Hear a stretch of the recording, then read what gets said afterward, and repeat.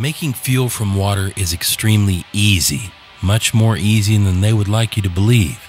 This is just water, electricity, and some baking soda at about 29 amps.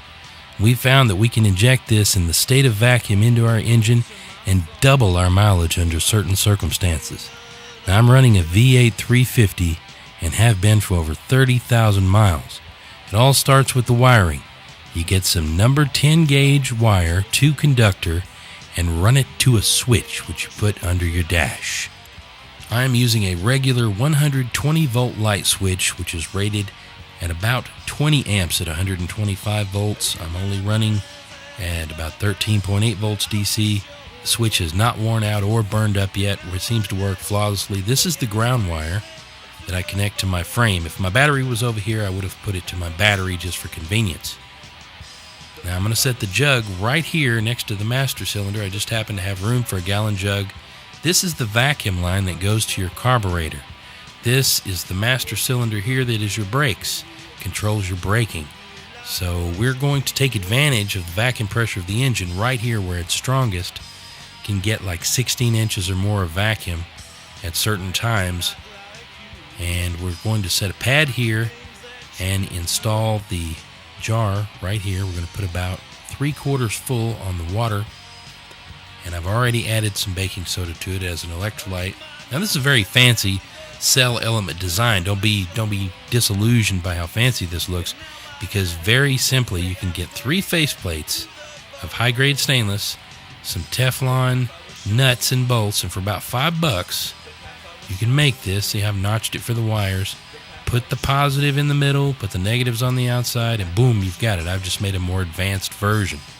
You run the wires through the lid like this.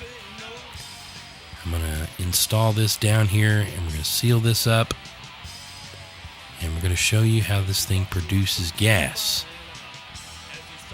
This is the positive wire which I run to the alternator. I've installed a 30 amp auto reset fuse on both sides, positive and negative, so I have redundant fuse protection in case of current overload. And the fuel cell will occasionally pull too much power. We want it to automatically shut off. We connect to the alternator because we have a lot more magnetic field right there, much more energy available than connecting it to the battery. So I highly recommend that you connect it exactly as you see in this fashion. This is the dryer jug. It's just another jug that's sealed off that has a particular way of plumbing. One long hose which goes to the fuel cell, the other hose barely in the jug which goes to the vacuum system of the engine.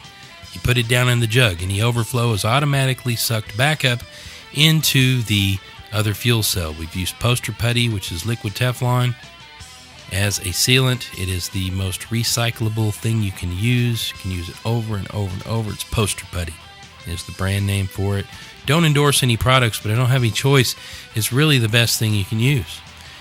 Plastic hoses is what we use on our vacuum pressure fuel cell. It is part of the thermodynamics of the entire process.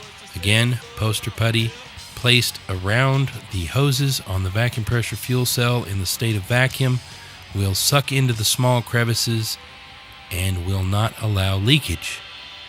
It has been working flawlessly for many years on my vehicle. I have over 30,000 miles running on the vacuum pressure fuel cell so far, and my engine performs incredibly well. It's a little tacky at times. When it gets hot, it will really seal well. This shows you some of the production in the vacuum state. That's a lot of hydrogen oxygen gas. It's enough to actually cool the water. There's 25 amps right now flowing through there, and we want to run it as close to 30 amps as possible. You can see a tremendous amount of gas. It will actually produce even more hydrogen and oxygen gas as the engine gets going, the RPMs are high, and the magnetic field is coming off of that alternator. Baking soda, Arm & Hammer, highly recommend it. It's the only one that won't foam up. Cheap stuff, you'll end up with foaming in the water, and you don't want foamy water. It's going to have some nasty buildup eventually, but don't worry, it's not a problem in the vacuum pressure fuel cell. The extra dryer jar in front takes care of anything that would fly into the engine. It's a very interesting system and has been used for many, many miles. A lot of people sell this for hundreds of dollars. You can build it yourself for about $55 in parts. Most of that is fuses and wires. And it is important that your alternator is able to handle the current. It will pull about 29 amps, so you have to make sure that your alternator is in good condition. When you get this thing hooked up right, you should see water coming out of your exhaust. As it gets going, the amount of water coming out could be tremendous. Depending on your engine, if you have any carbon buildup or nasty stuff in your engine, it will generally blow out right onto the ground in front of your eyes, steam cleaning the engine. This is definitely a technology that has potential. We hope that you take advantage of it. Thanks for watching.